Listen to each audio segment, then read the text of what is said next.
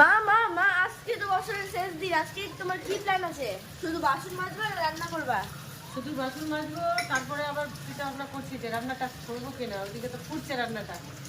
এখানে তো হচ্ছে ভাত। ছেড়ে দিব না, কি করব? কেন, কোথাও বাইরে নিয়ে যাবে নাকি? বাইরে তো যাবো, প্ল্যান আছে বাইরে যাওয়ার। দেখি কোথায় যাই।